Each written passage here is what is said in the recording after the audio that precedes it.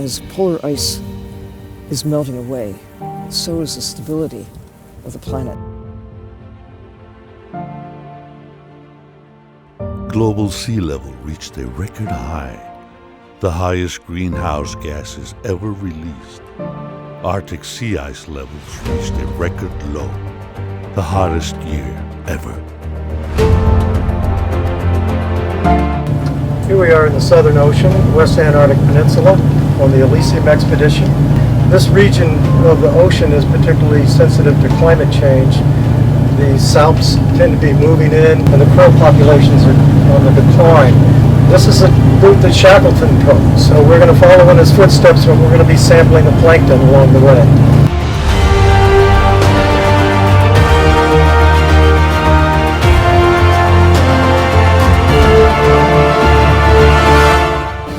Michael has reached across borders and countries and all over the world, and the fact that we have everybody from, 14 different countries on this boat right now, and we're going to the one place on Earth that's owned by no one. Different philosophy, we wanted different photographers, painters, sculptors, and filmmakers. We wanted a lot of different perspective on various issues. We want to work with them, and this becomes a really good momentum. And then to wrap that around the Shackleton journey, epic journey, it's incredible. It's a way to share knowledge, information, friendship. It really is. It's a new vision. Global warming is not something that is in the future anymore. We are now in the middle of it. More polar bears stranded on land. The change here in the Arctic is probably the most visible and the most obvious to people in terms of what's happening with climate change. The animals are suffering and struggling.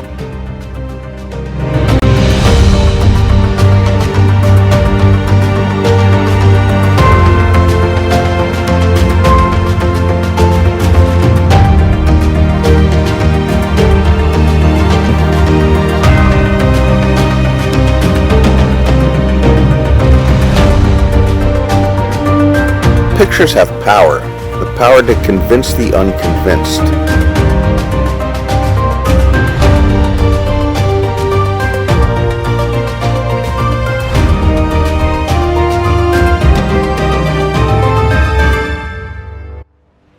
I'm Sylvia Earle, and I'm in the Arctic at 82 degrees north.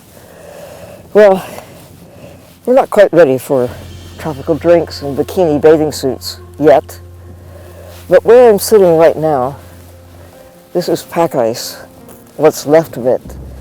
It's eroding fast. Now, I'm a scientist. People ask me sometimes, so do you believe in climate change? Do you think that the planet is really warming? And I say, I don't believe or disbelieve. I just look at the evidence, and the evidence is all around me, right here, and anyone can see what I can see, what the walruses are experiencing, what the polar bears are experiencing, what the birds, what the creatures in the sea, under the sea, are experiencing as the planet truly warms at a rate that's unprecedented in all the history of humankind. And why? Well, we should look in the mirror for that answer. We are the agents of change. What we put into the atmosphere, excess carbon dioxide through the burning of fossil fuels, is warming the planet. And it's also causing the ocean to become more acidic. These are problems not just for the bears and the walruses, not just for the Arctic or for the other end of the planet in the Antarctic area. Ice is receding there too. The animals there are affected as well. But the thing is, we're all affected. The polar areas really shape the character of the planet. It's the planet's air conditioning system. The ocean underlies all of it. The ocean governs climate and weather. The ocean is the planet's great thermoregulator. In the polar areas, like right here, there's a magnified effect of the warming. And these areas, Antarctica and the Arctic, have a magnified impact on all the rest.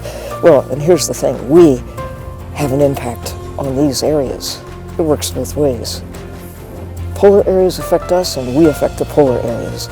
And what we can do right now, this window of time, the next 10 years, well, it's going to get warmer and warmer and warmer.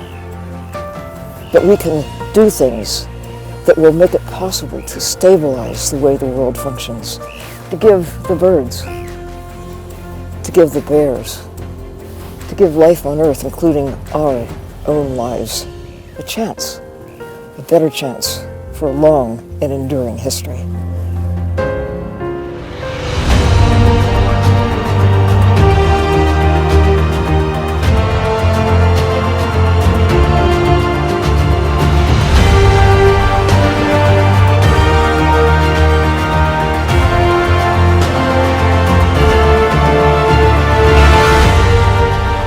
Everybody is basically governed by the oceans.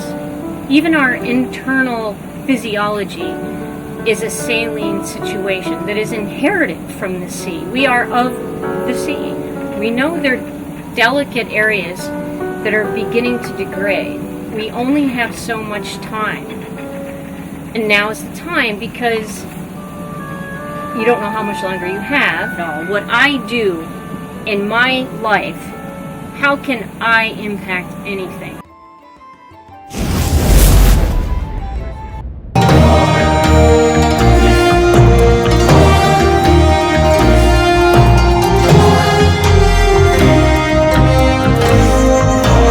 This is the richest coral in the world, and it is surrounded by the densest population of humanity in the world. There are nearly 2 billion people who depend on these reefs.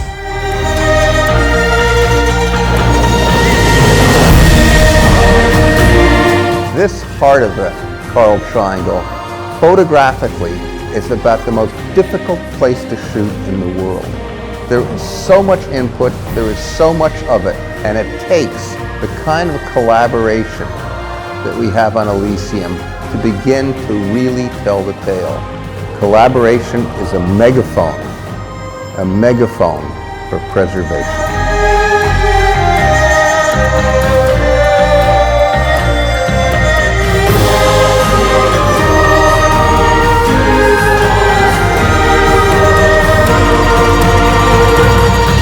It is a place where you can measure change. And as our planet warms, this is the front line of change, right here. A coral reef is more than just an absolutely beautiful, stunning place, the jewel of nature. But it is, for climatologists, a thermometer, maybe the thermometer, to measure how and why and when our climate is changing. We are documenting a time and a place that will disappear from our planet very quickly. Not in our grandchildren's lifetime, not in our children's lifetime, but in our lifetime. We are creating a benchmark for what this planet looked like. The truth is that pictures have power to convince the unconvinced. They have the power to celebrate, they have the power to humiliate, they have the power to open people's eyes worldwide to the extraordinary complexity, beauty, and importance of the ocean.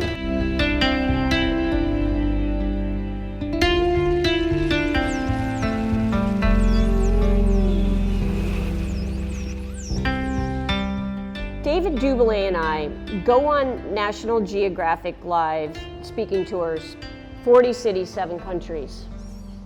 We use Michael Augh's Elysium expeditions as an example of collaboration, as a success in conservation. Why?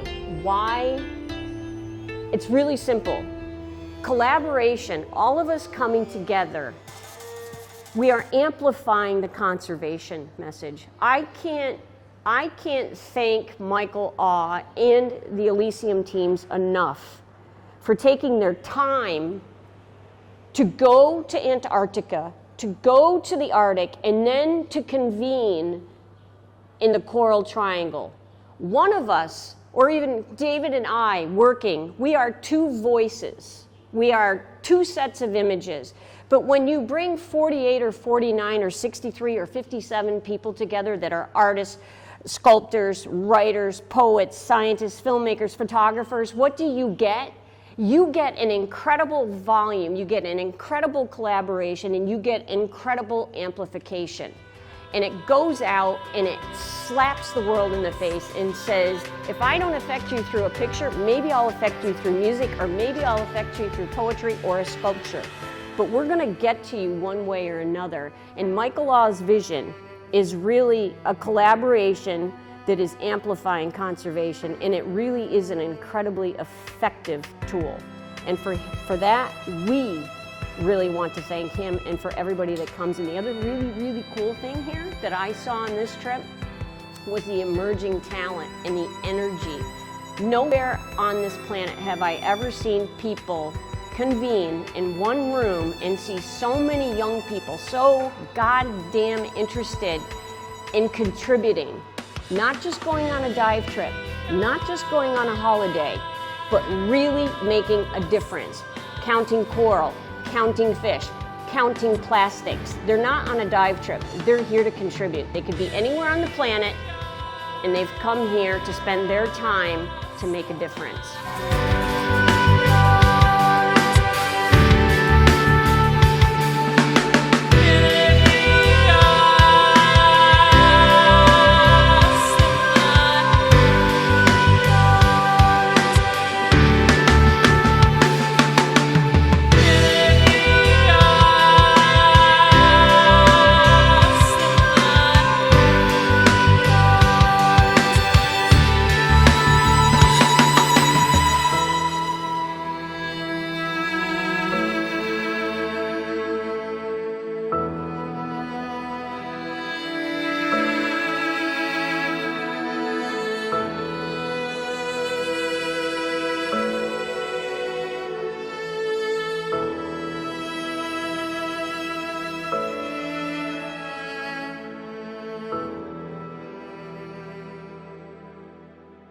Sooner or later, if the Arctic continues to warm up, you get larger and larger parts in the Arctic where it will be very hard for polar bears to be able to survive.